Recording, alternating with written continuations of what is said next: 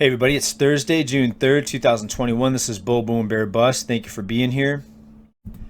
All right, Bulls and Bears, we've got an information-packed economic update today. We're going to talk about the eviction moratorium, the jobs numbers, and what's being described as an economic crisis. And we're going to tell you who said that and who's calling this a crisis. Let's go ahead and get started right here. Jobless claims below 400,000. Is that good? Is it not good? Well, let's go ahead and take a look. So the number now for the latest week, new jobless filings, 385,000. Let's go ahead and multiply that by 4. We try to do this every week. You're about 1.5 million new jobless filings every month if we stay at this pace, 1.5 million. Remember that number. And now look at this. Jobs added in the month of May, 978,000. So we're still over 500,000 more jobs being lost than we are jobs gained. And think about how awful this is. This is after, in the past year since the shutdown recession, that we've printed up 25% of all money in existence just since that recession began in March 2020. So with this level of money creation and market propping and stimulus, rescue programs, etc., this is what we're still faced with, more job losses than we are jobs being gained. And of course, the unemployment number is still dropping. Most of us know by now that the unemployment number is way flawed and way phony.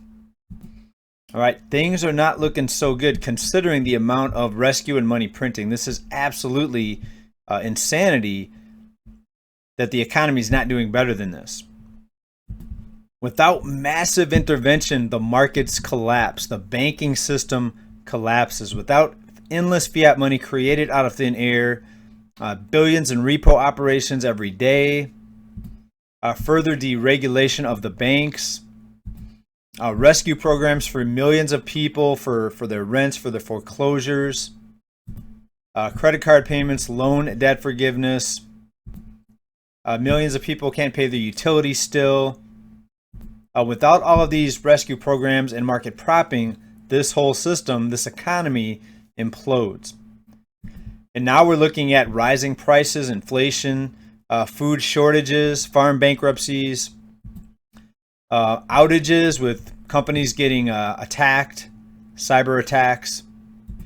And what's going to happen to this country when the banking system gets attacked, when there's a cyber attack on the banks?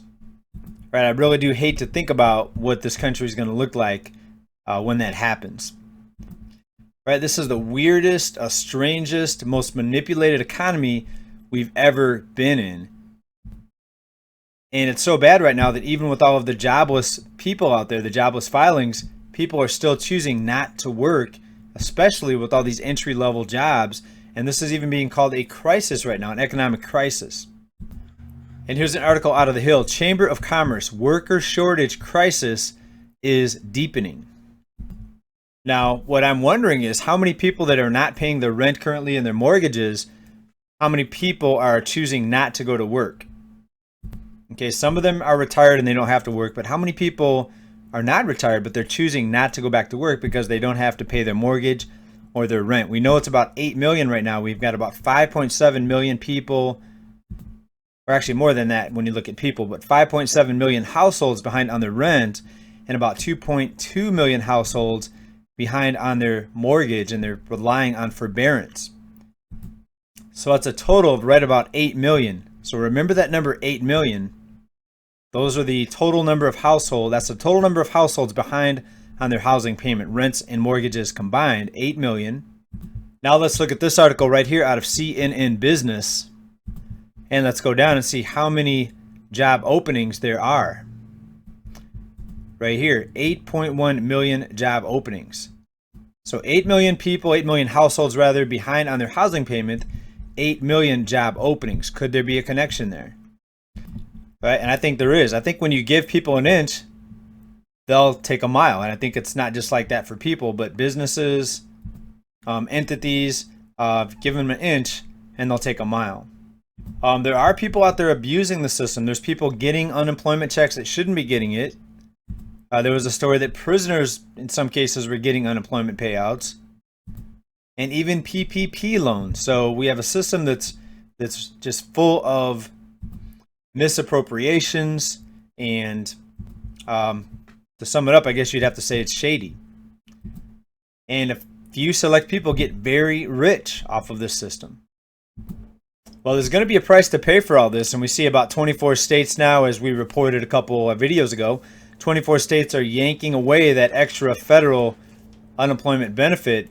So that means when the state benefit runs out, the state unemployment benefit, look out, because a lot of people are going to be in big trouble, or they're going to be forced to take an entry-level position at a job that I think most of them really wouldn't want to work unless they were forced to. Now let's take a look at a chart right here. The green line represents U.S. job openings, and we see it's going up and up and up. So the crisis, is what it's being called, is continuing to worsen. But that's because the rescue programs are still in place. So what's going to happen? Is it going to be you never again have to pay your mortgage and you can't get foreclosed? If that's the case, then you might have a lot more people jumping on the bandwagon and just not paying their mortgage and choosing not to work. And who knows, maybe it will take an economic collapse to get people motivated to work. Take a look at this article out of Bloomberg. Employees are quitting instead of giving up working from home. So people have become so accustomed to working from home, working in their pajamas, not having to commute, not having a boss looking over their shoulder every moment. And instead of going back to the office in cases where they're being called back, they're choosing to quit. And there are some people on Twitter, for example, that are talking about this. Here's one out of @GenieShinobi. His tweet says, quote, "Bro, they said no more teleworking, and my coworkers started quitting in capital letters." End of the tweet. Now, on this channel, we've predicted a lot of things, and a lot of things that seemed crazy at the time. But even our predictions here didn't factor in this type of just continuous insanity. If you would have asked anybody a couple years ago that there'd be 8 million households not paying rent and mortgages, and that was going to be looked at as acceptable, I don't think anybody would have really said that that was ever going to happen or even possible. But here we are, and now we have to ask ourselves, how long is this going to last? Is it going to be forever? Well, here's an update on the eviction ban. The national eviction ban expires this month, but renters still have protections in certain states, right? So you're going to see pockets of probably a lot of people going homeless, and in some other states, people able to stay in their homes. And that's going to affect the economies differently in the various states. So in the states where people don't have to, they're not forced to go back to work because they don't have to pay their rents, then those businesses there, especially the small businesses, are going to have a much tougher time attracting workers. And remember, the mega corporations, they'll be able to handle paying higher wages because their business increased, because all the small businesses that got shut down, millions of them, basically the wealth shifted, the business shifted to the big mega corporations that didn't have to shut down. So things are going to continue to get worse. More small businesses will not be able to handle paying these higher wages to attract workers because of the crisis, the labor shortage crisis is what it's being called. Because of that, more small businesses are going to go bye-bye, and mega corporations continue to grow bigger and further dominate. So hold on, folks. The bumpy ride. It's going to get bumpier. Keep preparing. Keep stacking. Link down below, SD Bullion. Quick update on that. So I recommended a time or two a different bullion dealer, and I won't say the name of the dealer. It wasn't SD Bullion, but 5 weeks, almost 6 weeks until I got my delivery. The tracking number after the first 2 weeks showed delivered. So it was several phone calls, and finally I got it, but it was like almost 6 weeks after I ordered it. Yet the delivery, the notification or the tracking number for the mail said it had been delivered after 2 weeks. So it was kind of a scary thing, especially with the silver, just being lost out there for a time. So I don't recommend that other dealer that I had recommended previously. I'm back to just SD Bullion. They've got the best shipping. Never had a problem with any packages getting the tracking number getting lost or anything like that. So SD Bullion, link below. Keep stacking. The dollar's crashing. Rising prices everywhere. Silver is going to surge at some point. I'm not sure exactly when, but it's going to surge. Stay well, everybody. Bye for now. Peace.